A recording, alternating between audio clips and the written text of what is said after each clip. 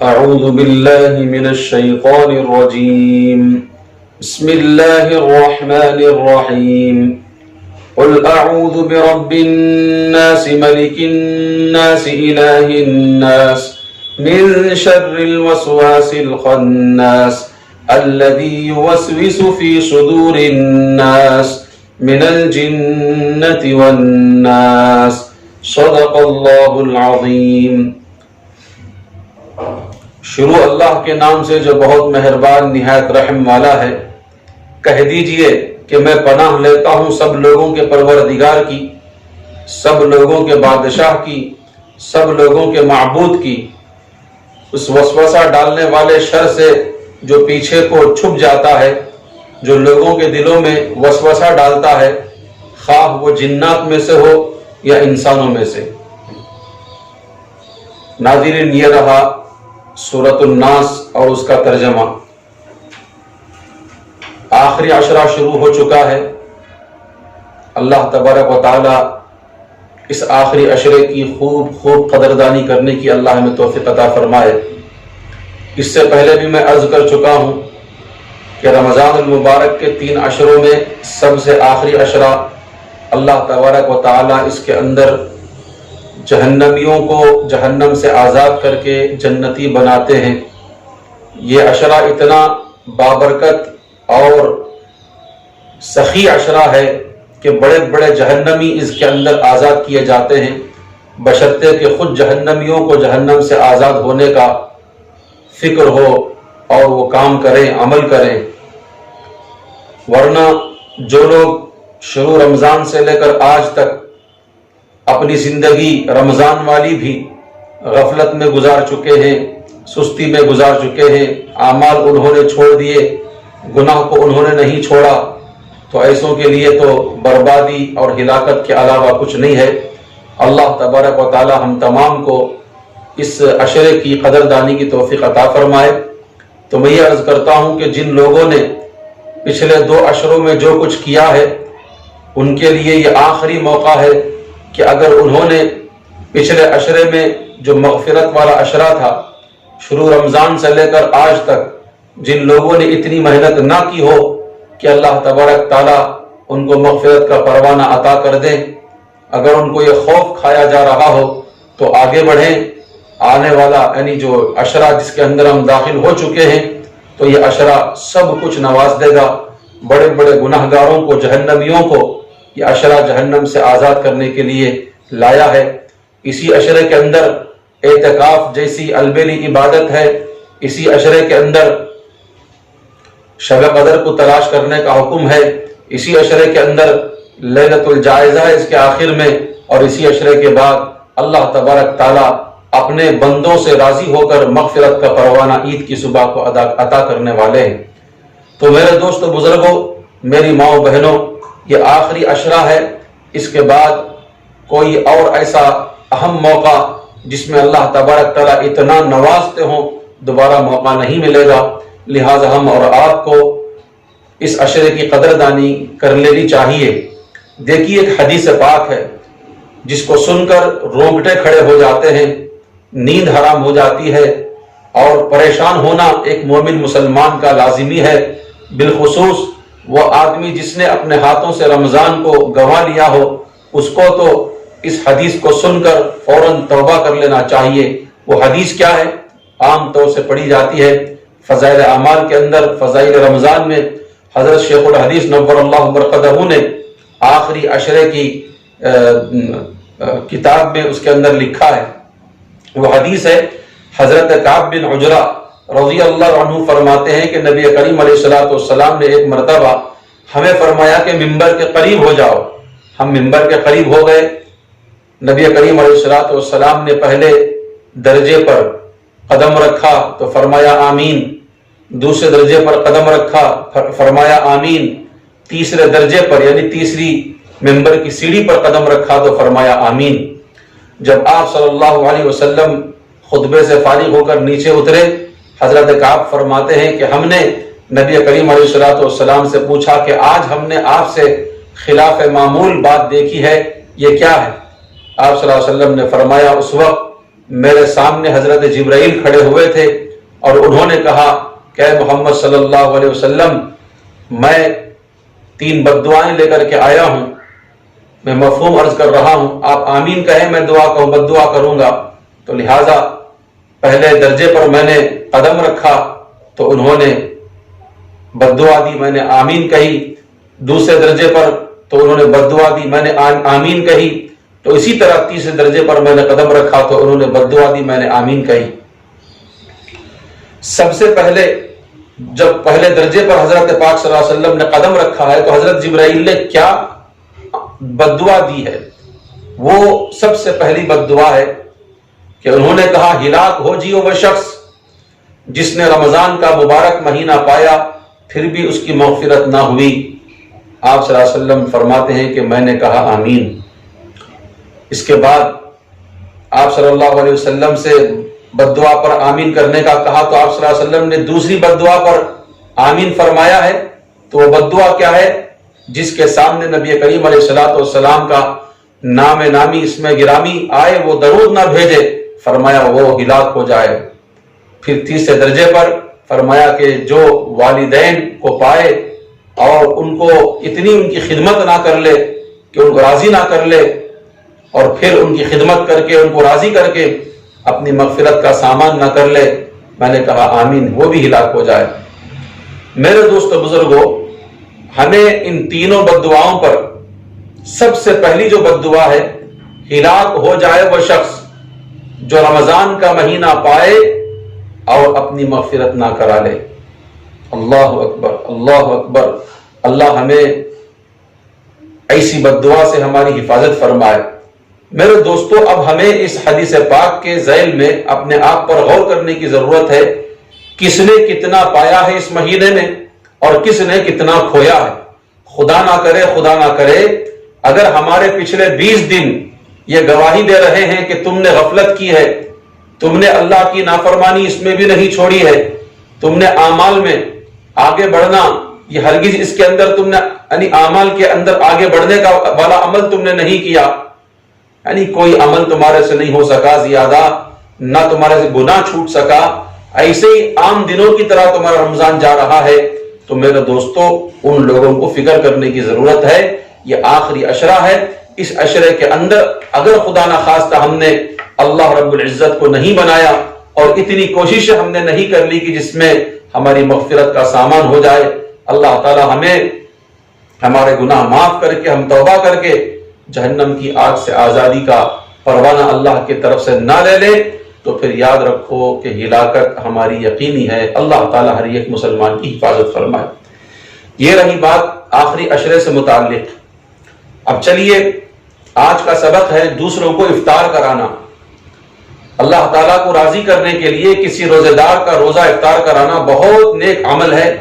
حضرت زید بن خالد جہنی رضی اللہ عنہ سے روایت ہے کہ رسول اللہ صلی اللہ علیہ وسلم نے فرمایا من فطر صائما کان له مثل اجره غیر انه لا ينقص من اجر الصائم شيئا۔ جو شخص کسی روزے دار کو افطار کرائے تو اس کے لیے بھی اتنا اجر ہے جتنا روزہ رکھنے والے کے لیے، اور روزہ دار کے اجر سے کمی نہیں ہوگی۔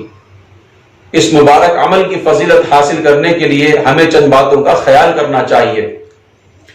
اب روزہ افطار کرنے کی فضیلت کا بہانہ بنا کر اب تو چلو لاک ڈاؤن کا موقع ہے، یہ چیزیں اب نہیں ہو رہی ہیں، لیکن آپ پچھلے رمضانوں میں غور کریں کتنے لوگ ہیں جو اس بات کا سہارا لے کر اپنے سیاسی اغراض اور مقاصد کو پورا کر لیتے ہیں، اپنی شہرت اور اپنی ریاکاری کے عمل کو پورا کر لیتے ہیں کہ صاحب روزہ افطار کرانے میں اجر ہے، لیکن مہنگے مہنگے ہوٹل، میرج ہال، افطار پارٹیوں کے نام سے کرتے ہیں کہ ایسا نہیں کرنا چاہیے۔ ہاں واقعتاً ضرورت ہے، آپ مسلمانوں کو، مخلوق خدا کو کھانا کھلانا چاہ رہے ہیں، آپ کے پاس سہولت نہیں ہے تو آپ بڑے بڑے ہال میں کھلا سکتے ہیں، لیکن بلا ضرورت شدیدہ صرف اپنے نام و نمود کے لیے، سیاسی اغراض و مقاصد حاصل کرنے کے لیے اللہ کے روزے کے افطار کی اس عبادت کو ہرگز اپنے لیے اختیار نہ کریں۔ اس کے بجائے مدارس میں، مساجد میں یا جہاں کہیں آپ روزے دار کو چلتا پھرتا دیکھیں سڑکوں پر اجتماعی دسترخوان لگائیں، اور کسی جو ہے اہم اداروں میں جیسے یتیم خانے ہیں، مدارس ہیں، مساجد ہیں، یہاں افطار کا انتظام کرائیں، پانی کا انتظام کریں، جو کچھ آپ سے ہو سکتا ہے انشاءاللہ یہ فضیلت حاصل ہو جائے گی۔ اس کے برخلاف نام و نمود کے لیے اس سے نیکی ضائع ہو جاتی ہے۔ مخلوط اجتماعات نہ کریں کہ ہوٹل میں ہم نے جو ہے افطار پارٹی کو رکھ دیا، باقاعدہ رقعے چھپ رہے ہیں، انویٹیشن کارڈ چھپ رہے ہیں، اور مرد بھی آ رہے ہیں، عورتیں بھی آ رہی ہیں، نہ پردے کا لحاظ ہے نہ کچھ ہے تو یہ اصل اتنی بڑی عبادت، لیکن افطار پارٹی کا نام دے کر پتہ نہیں اس کو ہم نے کتنا برباد کر دیا۔ ایسے افطار اور ایسے افطار پارٹیوں سے اللہ ہماری حفاظت فرمائے۔ محض اس کو عبادت سمجھ کر اخلاص نیت کے ساتھ اور چھپ چھپا کر جتنا آپ اخلاص نیت کے ساتھ اور پورے وقار کے ساتھ شرعی حدود کو قائم رکھتے ہوئے کریں گے اتنا اس کے اندر اجر مانا جائے گا۔ مدارس کے طلبہ اکرام کے لیے اچھی اور معیاری افطاری کا بندوبست کرائیں۔ مدارس اب بند ہیں، جہاں مدارس کھلیں گے رمضان میں اللہ کرے اور رمضان ہمیں نصیب ہو جائے، ایسے موقع پر اگر مدارس کھلے ہیں تو مدارس کے طلبہ کے لیے یا جہاں کہیں ہمیں مدارس کا نظام چلنے والا مل رہا ہے، معلوم ہو رہا ہے، ہم جو ہے وہاں بھی مدارس میں افطاری کا نظام کرا سکتے ہیں۔ بہرحال آپ اچھے لوگوں کو اور ضرورت مند لوگوں کو اور جن کو آپ چاہتے ہیں افطار کرائیں۔ افطاری کرانے میں بہت بڑی برکت اللہ تبارک تعالیٰ نے رکھی ہے، لیکن اس کا مطلب یہ نہیں ہے کہ ہم اس سے اپنا سیاسی غرض حاصل کریں۔ اللہ تعالیٰ سیاسی غرض حاصل کرنے سے ہماری حفاظت فرمائے۔ ایک مومن کو رمضان المبارک میں ویسے بھی مومن کو سخی ہونا چاہیے، اللہ کی دی ہوئی دولت کو اللہ کی مخلوق پر خرچ کرنے والا ہونا چاہیے، لیکن رمضان میں تو اس کی داد و دہش اور بڑھ جانا چاہیے، اس کے خزانوں کے دروازے اور کھل جانا چاہیے۔ یاد رکھیے، میں ایک بات عرض کرتا ہوں اس کے ذیل میں، جو کچھ ہم مجبوروں کو، محتاجوں کو، بے کسوں کو، غریبوں کو، مدارس کو، اللہ کے بندوں کو کھلاتے ہیں، یاد رکھو یہ کھلانا رائے گاہ نہیں جاتا، بیکار نہیں جاتا، بلکہ یہ اس کا فائدہ دنیا میں بھی ہمیں ملتا ہے، آخرت میں بھی ہمیں ملتا ہے۔ کھلانا ہو، خرچ کرنا ہو، بہرحال سخاوت ایک مومن کی شان ہوتی ہے، مومن کی شان ہوتی ہے، سخاوت کے فضائل آئے ہیں۔ اسی طریقے سے بخیل کے لیے، کنجوسی کے لیے وعیدیں آئی ہیں، تو لہذا سخاوت ہمارا ایک جو ہے ہماری شان ہے، اس کو اختیار کرنا چاہیے۔ قرآن اور رمضان کی طرح سخاوت اور رمضان کا بھی چولی دامن کا ساتھ ہے، جیسے قرآن اور رمضان میں کنیکشن ہے، ایسا رمضان اور سخاوت میں، زیادہ خرچ کرنے میں یہ بھی جو ہے چولی دامن کا ساتھ ہے، اس کا کنیکشن ہے۔ ہم اپنے کریم رب سے، اپنے پیارے نبی علیہ الصلوۃ والسلام کی شفاعت کی برکت سے جہنم سے معافی اور جنت کے حصول کے طلبگار ہیں۔ رسول اکرم صلی اللہ علیہ وسلم کی صفت سخاوت کیسی تھی؟ رمضان المبارک میں اس کے ساتھ کیا تبدیلی آتی تھی؟ حضرت ابن عباس رضی اللہ عنہ کی روایت سے ملاحظہ فرمائیں، ترجمہ سنیں۔ رسول اللہ صلی اللہ علیہ وسلم سب لوگوں سے زیادہ سخی تھے۔ سخی کا مطلب دل کھلے، بانٹنے والے، لوگوں پر خرچ کرنے والے۔ رمضان میں جب حضرت جبرائیل علیہ السلام سے ملتے تھے تو آپ صلی اللہ علیہ وسلم کی سخاوت بہت ہی بڑھ جاتی تھی۔ حضرت جبرائیل علیہ السلام سے رمضان کی ہر رات کو ملا کرتے تھے اور قرآن کریم کا دور کیا کرتے تھے۔ جب حضرت جبرائیل علیہ السلام رسول اللہ صلی اللہ علیہ وسلم سے ملتے تھے تو آپ صلی اللہ علیہ وسلم کی سخاوت کا مقابلہ تیز ہوا بھی نہیں کر سکتی تھی۔ تیز ہوا، اس سے زیادہ نبی کریم علیہ السلام کی جو سخاوت بڑھ جاتی تھی۔ ہم میں بھی یہ صفت اپنے اندر پیدا کرنے کی ضرورت ہے۔ مستحق رشتہ دار، ان کو تلاش کریں، رشتہ داروں کو خوب نوازیں، غربا ہیں، مساکین کا بہت خیال رکھیں، یتیموں، بیواؤں اور ان کی ضرورت کا پورا خیال رکھیں، روزہ داروں کو افطار کرائیں، کنجوسی اور بخل کو اپنے سامنے پھٹکنے نہ دیں۔ تو میرے دوستو بزرگوں، چلتے چلتے رمضان چلا جا رہا ہے۔ میں اس موقع پر آپ سے ایک سوال کرتا ہوں کہ رمضان ختم ہو رہا ہے، عید قریب آ رہی ہے، ہم نے کتنا بھوکوں کی نگرانی کی، ہم نے کتنا محتاجوں کو دیکھا، ہم نے کتنا علماء کو دیکھا، ہم نے کتنا اپنے اماموں کو دیکھا، اپنے مؤذنوں کو دیکھا۔ میں آپ سے سوال کرتا ہوں، بالخصوص ان لوگوں سے سوال کرتا ہوں جن کو اللہ تبارک تعالیٰ نے مال عطا کیا ہے، اے مالدار مسلمانوں، کیا تم نے اپنے امام کا حق ادا کر دیا؟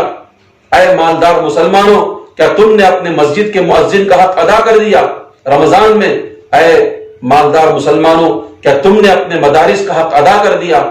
اے مالدار مسلمانوں، کیا تم نے اپنے رشتہ داروں کا حق ادا کر دیا؟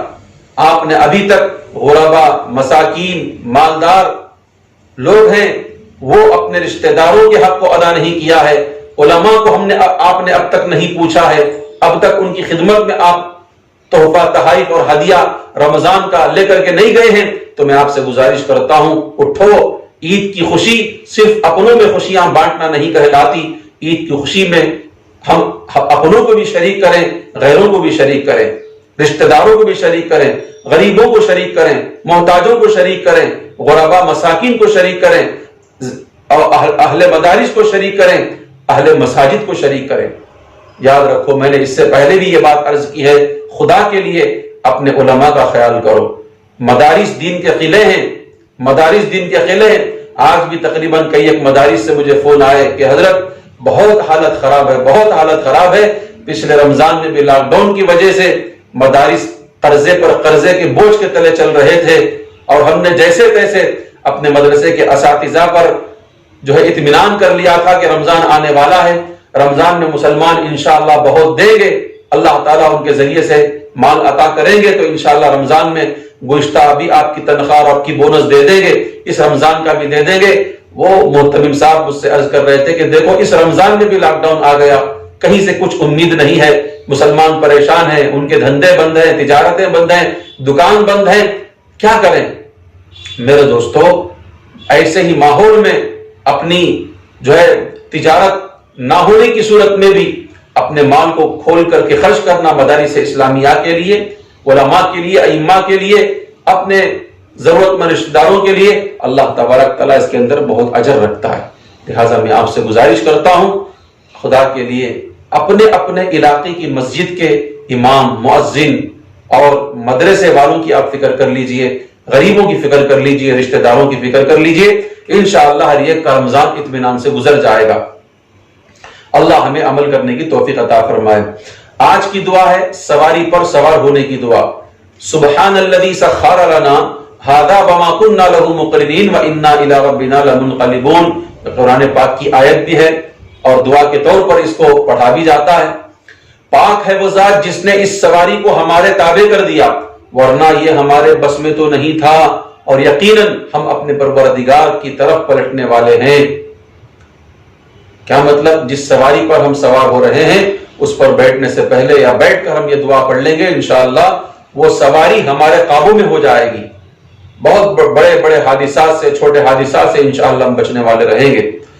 اور جب سواری میں بیٹھے تو یہ دعا پڑھیں، جب آپ کا سفر شروع ہو جائے تو پھر دوران سفر جب سواری اوپر کی طرف کو جائے، یعنی اپ کی طرف جائے، اونچائی کی طرف، تو اللہ اکبر پڑھیں۔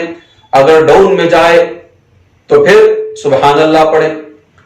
سفر کے دوران کسی جگہ ٹھہریں، اعوذ بکلمات اللہ التامات من شر ما خلق پڑھیں۔ اللہ کے کلمات تامہ کے ساتھ پناہ مانگتا ہوں اس کی ہر مخلوق کے شر سے۔ اور جب سفر سے واپس آ جائیں تو پھر آئبون تائبون عابدون ساجدون لربنا حامدون، ہم سفر سے لوٹ آئے ہیں، ہم توبہ کرتے ہیں، ہم اللہ کی عبادت کرنے والے ہیں اور اپنے رب کی حمد و ثنا کرنے والے ہیں۔ یہ ہے سفر سے لوٹنے کے بعد والی دعا۔ سفر میں جانے سے پہلے، سواری میں بیٹھنے سے پہلے کی دعا، سفر کے دوران کی دعا، سفر کے دوران کھڑے ہوں تو کیا دعا پڑھنا چاہیے، اور جب واپس آ جائیں تو کیا دعا پڑھنا چاہیے، یہ آپ کے سامنے عرض کیا جا چکا ہے۔ اللہ تبارک تعالی ہم تمام کو کئی سنی باتوں پر عمل کی توفیق عطا فرمائے۔ اللهم صل على محمد وعلى آل محمد وبارك وسلم۔